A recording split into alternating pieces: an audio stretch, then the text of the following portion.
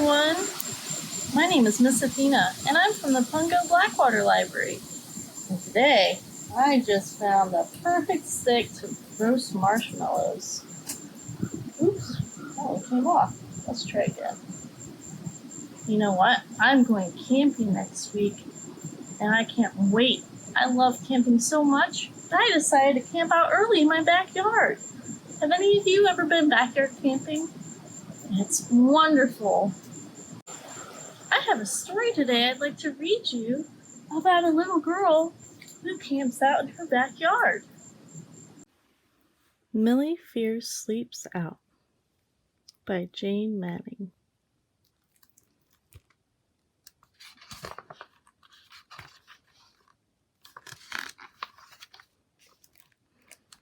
Being good wasn't easy, but Millie knew that being fierce ruined parties and made people mad, and even made them cry. So Millie had kept herself fierce-free all summer long.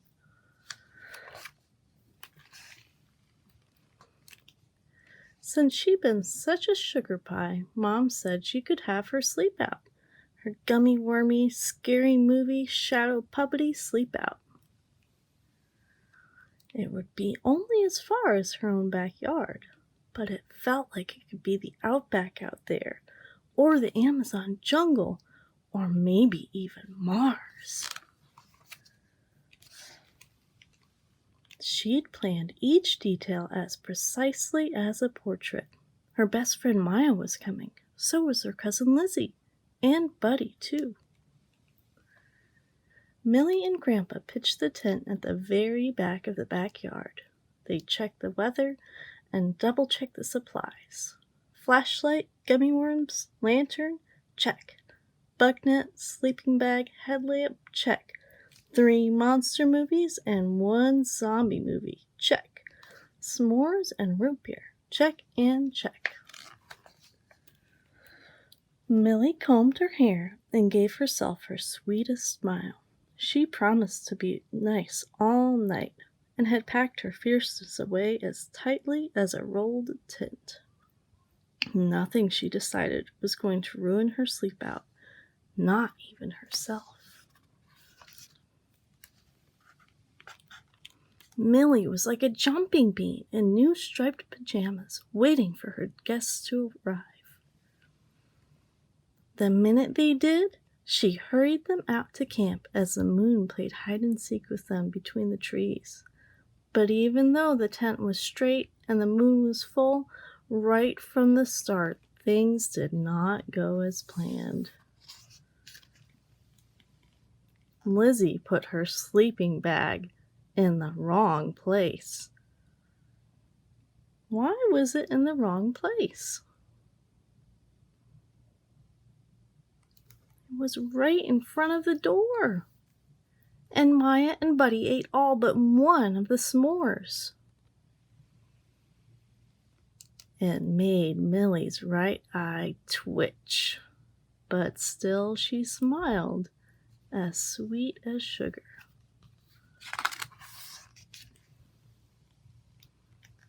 When Millie made her excellent shadow puppets on the ceiling, like the zombie hand and the grizzly bear, Maya and Lizzie were too scared even to look. Millie's lip curled into a sourpuss, but she clamped her mouth shut, then switched off the flashlight without a hint of fierceness. Nothing was going to ruin her sleep out, not even a shadow puppet. And although her nose twisted, she refused to get fierce when Maya thought she saw a real spider in the gummy worms, then chucked the whole bag out of the tent. Nothing was going to ruin Millie's sleep out, not even a spider. Millie didn't get fierce when no one would explore the outback with her, or when she sat on sticky burrs, but she considered it.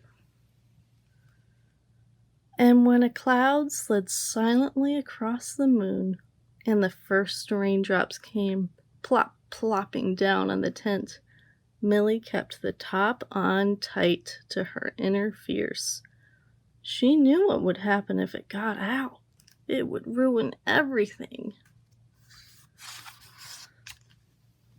But then she heard a growl just outside the tent. "Was that a zombie?" asked Lizzie, her eyes as big as dinner plates. "It sounds like a bear," cried Maya, as she dove into her sleeping bag and zipped it up. Millie felt both eyes twitch and her ears sizzle. Still, she clenched her fists and forced her fierceness to stay inside. But then came a snarl, and Maya and Lizzie screamed at once, while Buddy shivered alone. It looked like something was about to ruin Millie's sleep out after all. Millie's hair frizzled into a magnificent tangle. A puff of hot air blasted from her nose. She couldn't fight it anymore. Millie turned fierce.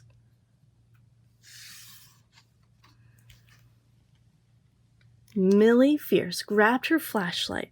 "Even if it's a mountain lion," she sneered, "or a dragon with bad breath, it's not going to ruin my sleep out." The outback was pitch black, and in the Amazon rain poured down, but Millie Fierce didn't care. She swept her light around like a lighthouse beacon. It landed on a growling, snarling, stooping lump. It wasn't a zombie. It wasn't a bear.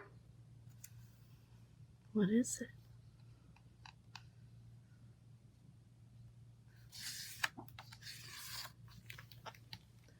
It was Vincent, the pug from next door, come to gobble down gummy worms. Millie Fierce screamed like a samurai, and Vincent stopped gobbling. Then she chased him like bad luck, and Vincent ran back home faster than he'd ever run in his life. Then Millie stopped cold, soaked and mopping. She'd let her fierce out, and she knew what that meant.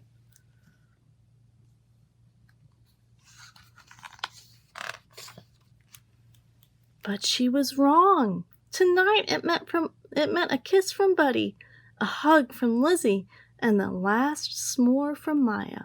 "You saved us!" Lizzie cried.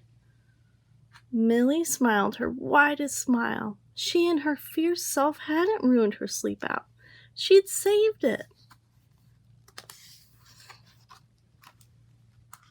They celebrated by rescuing the gummy worms and watching the creature from Planet X. And when Vincent returned and growled again, Millie growled right back. Sometimes it takes a little ferocity to set things right. The end.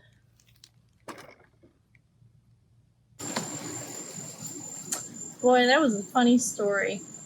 You know what part I thought was really funny? When Millie's best friend Maya threw the whole bag of gummy worms out the tent because she thought there was a spider in there. Do you all like spiders? I actually love spiders. I think they're very fascinating. You know what? I have some pet spiders that I'd love for you to meet. But first, I know some of you might be a little bit creeped out by spiders, so I'd like to read you a book that talks about them. Spiders Up Close by Alan Walker.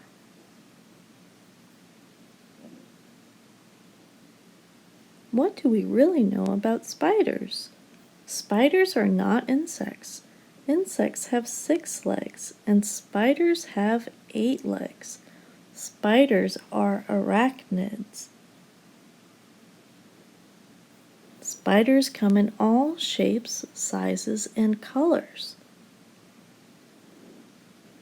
Spiders don't have ears, but the hairs on their legs help them detect sounds.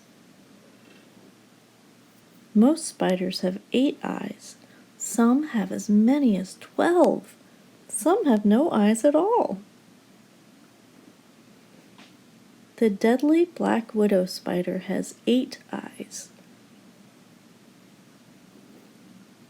Spiders have amazing legs. This makes them really fast. Having 8 legs makes climbing easier. A spider's fangs pierce its prey and inject venom. Spiders have fangs for killing their prey. Spiders know how to hide. They blend into their surroundings. Can you find the spider?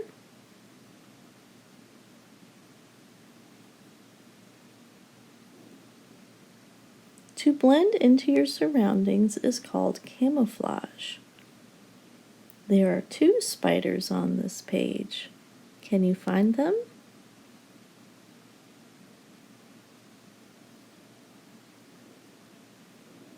That is called an orb web. In the center is a spiral. Some spiders make webs. They use the webs to catch their food. Many strands in an orb web are sticky, so that captured prey cannot escape. That is a trap door. Do you see the spider hiding inside? Not all spiders make webs. Some burrow into the ground. The trapdoor spider makes a burrow. It makes a trapdoor that it closes to hide. No need to be afraid. Spiders help people by eating pests. Can you think of some insects that are pests?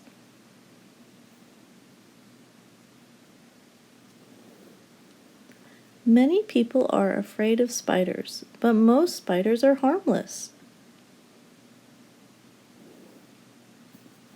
The black widow spider has a red hourglass shape on its underside. This spider is venomous. The jumping spider jumps to catch prey. A jumping spider is non-venomous. Black and yellow garden spiders are large orb-weaving spiders. They are non-venomous. The Mexican red-knee tarantula are often sold as exotic pets. These are non-venomous. The cellar spider, also called daddy longlegs, are non-venomous. The brown recluse spider has 6 eyes. The brown recluse is venomous, although I'll say that the spider pictured here is not a brown recluse. Many people think they see brown recluses, but usually they aren't the actual spider that is venomous. These are the spider body parts. A spider has an abdomen and a cephalothorax. 8 legs are attached to its cephalothorax. And the spinnerets, which the spider uses to spin silk, is at the back of the abdomen. At the front of the cephalothorax are the spider's eyes.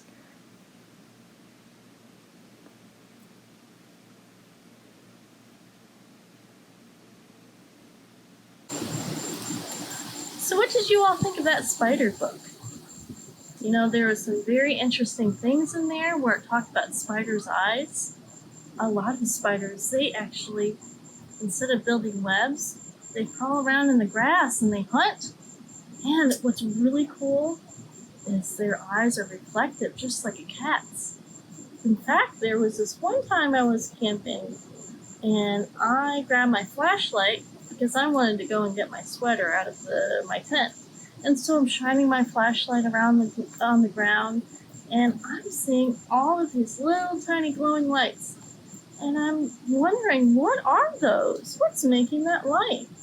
Is there glitter on the ground? No. Come to find out, it was spiders' eyes. Spiders actually are a lot more active at night. What do you think that is? Well, I've actually got some videos that I took of some spiders the other night when I was walking in the woods. Would you like to see them? Oh, great! Many spiders become more active in the evening time. This spider is likely investigating all over its web and looking for any gaps that it could repair before the bugs start coming out. You'll notice that this spider's web doesn't look like an orb at all. Spiders build many different types of webs. This is a spotted orb weaver. Every night, spotted orb weavers like her and other spiders come out around dusk to build their web from scratch. She selected the perfect place to catch insects.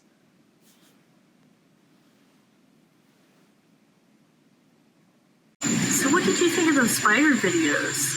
Pretty cool, huh? You know, you can go in your backyard and look around too. If you go outside right around dusk, I bet you'll see some spiders spinning webs of their own.